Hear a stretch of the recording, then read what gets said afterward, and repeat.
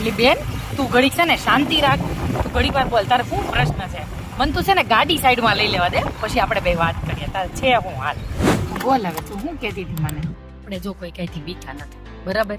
અને બીવાનું વળી હું હેલ્મેટ તો પહેર્યું છે, નહીતર એમ થાય કે આપણે કઈ નથી પહેર્યું ને બીવું પડે, બરાબર છે ને? કઈ ટેન્શન ન લેવાનું, શાંતિથી પાછળ બેસ. ગાડી સાઈડમાં લઈ લે. તમે હેલ્મેટ પહેર્યું તો સારી વાત છે, પણ ગાડીનો ઇન્સ્યોરન્સ તો હશે જ ને તમારી પાસે, બતાવો. અરે મેડમ, પણ મારી ગાડી જૂની થઈ ગઈ છે, હવે મારે થોડો ઇન્સ્યોરન્સ હોય. અરે બેન, તમારી ગાડી ભલે જૂની થઈ ગઈ છે, પણ ગવર્મેન્ટના રૂલ્સ પ્રમાણે તમારો થર્ડ પાર્ટી ઇન્સ્યોરન્સ હોવો કમ્પલસરી છે.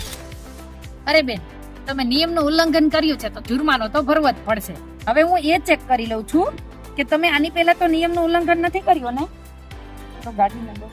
અરે મેડમ, તમે આની પહેલા એક વખત નિયમનું ઉલ્લંઘન કર્યું છે, તો આ વખતે તમારે 4000 રૂપિયા ભરવાના થશે, કારણ કે પહેલી વાર હોય તો ગવર્મેન્ટના રૂલ્સ પ્રમાણે 2000 હોય, અને આજે તમે આ બીજી વખત નિયમનું ઉલ્લંઘન કર્યું છે તો તમારે 4000 જુર્માનો ભરવો.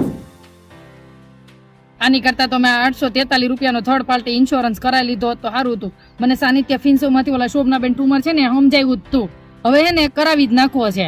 આલ્યો મેડમ. મેડમ, આજ મારે થર્ડ પાર્ટી ઇન્સ્યોરન્સ કરાવવો છે. મારી પાસે ત્યાં પોલીસે 4000 રૂપિયા દંડ લીધો. મેં પહેલા તમારી પાસે કરાવી નાખ્યો હોત ને તો સારું હતું. હવે મને તમે કયો એમાં શું ડોક્યુમેન્ટ જોઈએ? અરે એમાં કઈ મૂંઝાવાનું ન હોય, તમે મને ખાલી હું કહું એટલા ડોક્યુમેન્ટ આપો, એટલે હમણાં તમારો 5 મિનિટમાં હું તમને થર્ડ પાર્ટી ઇન્સ્યોરન્સ કરી દઉં. એક તમારું આધાર કાર્ડ આપો, પાન કાર્ડ આપો, આરસી બુક આપો, અને જો જૂની પોલિસી કરાવેલી હોય તમારી પાસે તો એ મને આપો. 5 મિનિટમાં હમણાં હું તમને તમારી પોલિસી બનાવી. તમને જો આ વિડીયોમાં કંઈક જાણવા મળ્યું છે અને મારો વિડીયો ગમ્યો છે તો તમે લાઈક કરો, શેર કરો અને ફોલો કરો, અને યુટ્યુબમાં જોતા હોય તો સબસ્ક્રાઇબ કરવાનું ન ભૂલતા. ધન્યવાદ.